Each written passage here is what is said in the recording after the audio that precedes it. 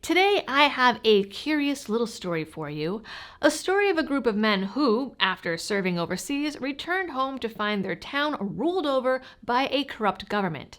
They tried to do things the right way and change it with a ballot box, but when the powers that be were caught in a web of election fraud, the vets took up their guns and took over the town, running the politicians clear out. They shot at the sheriff and his deputies and even blew up a jail, all to stop corrupt officials from stealing an election. And no, it has nothing to do with January 6th.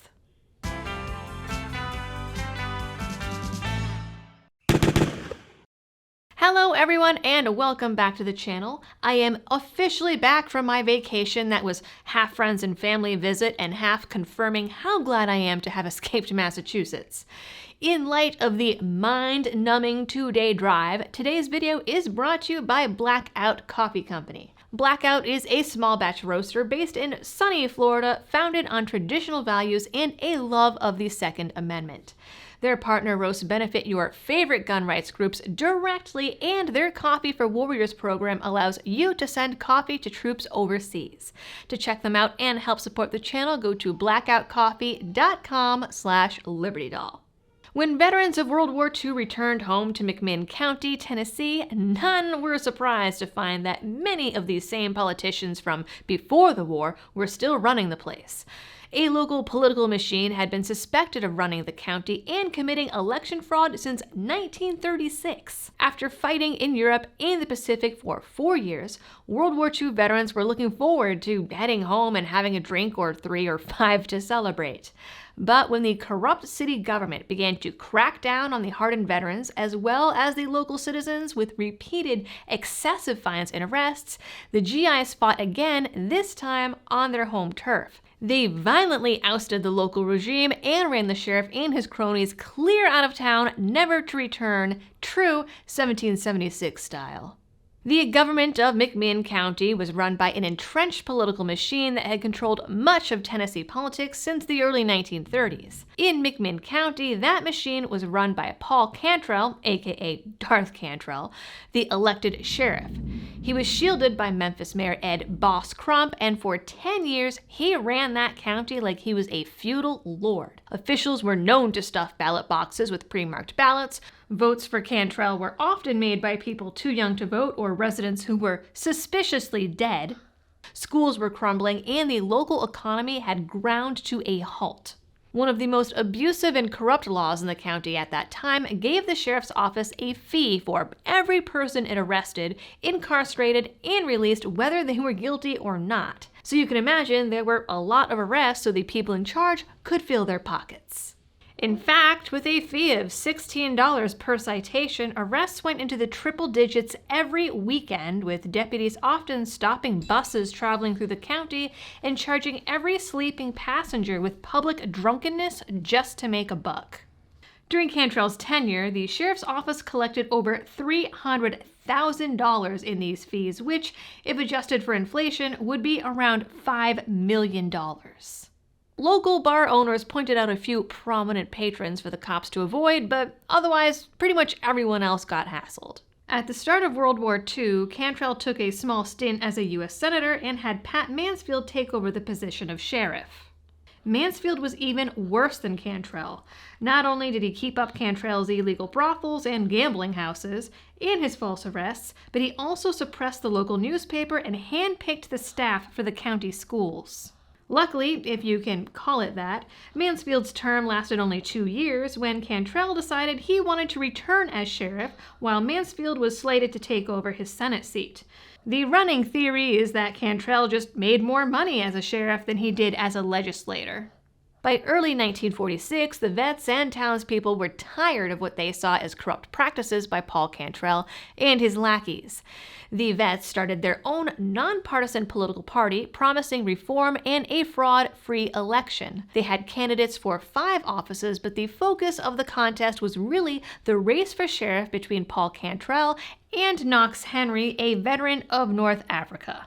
These servicemen who returned to that corner of Tennessee later described themselves as hardcore veterans of World War II, and that might have been an understatement. Everyone knew that the election could turn violent, and veterans in nearby Blount County promised 450 men who could assist in any need that McMinn County had on Election Day.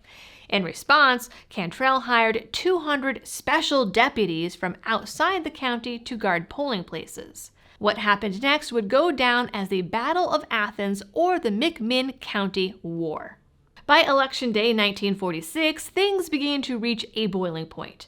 The veterans first tried the democratic way of changing the government. The election was the largest in local history. World War II veterans from around Tennessee came out to help their brothers in arms watch the polls for any signs of fraud. As Election Day dragged on, the vets learned that armed deputies were outside polling places. Then the news of irregularities and violence began to pour in. Tensions built as the veterans faced off with the special deputies. By 3 p.m., an hour before the polls closed, violence broke out. A legal representative for the GI Party was arrested for protesting voting irregularities. Soon after, an elderly black farmer was beaten and shot by a deputy for trying to vote in one of the precincts. The GIs descended on the location, forcing the offending deputy to almost fight his way to his cruiser with a loaded pistol and the ballot box.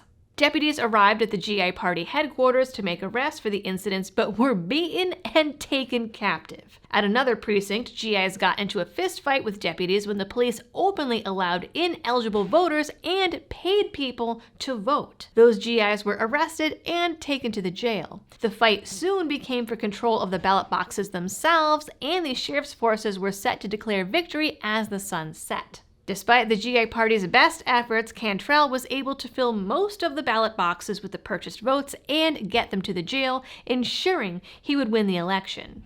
By the way, it was for some reason, tradition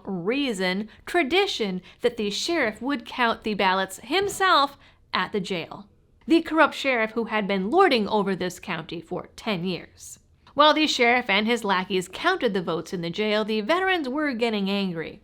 Instead of letting the corrupt government win, the, quote, hardcore veterans seized the local National Guard armory, taking a 2-ton truck, arms, and ammunition with them to the local jail.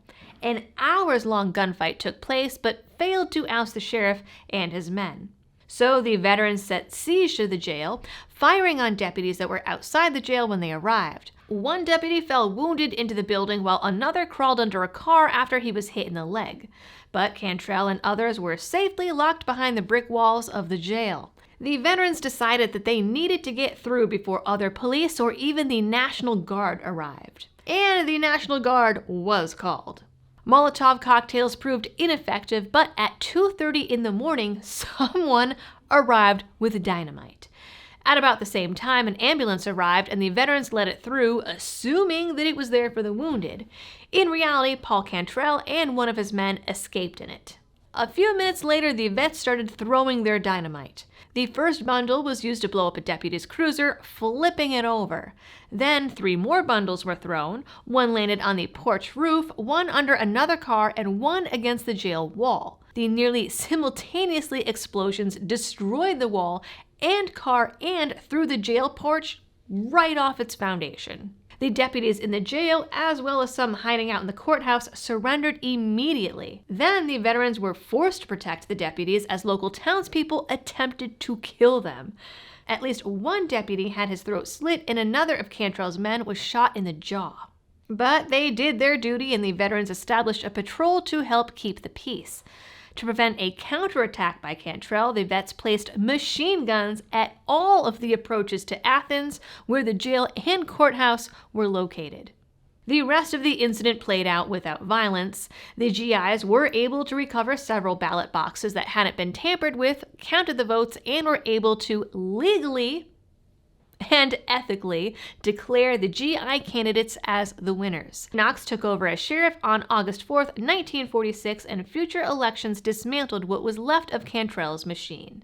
While all of this sounds like it could be a crazy movie plot, it is in fact the true history of the Battle of Athens and something that you have probably never learned in history class.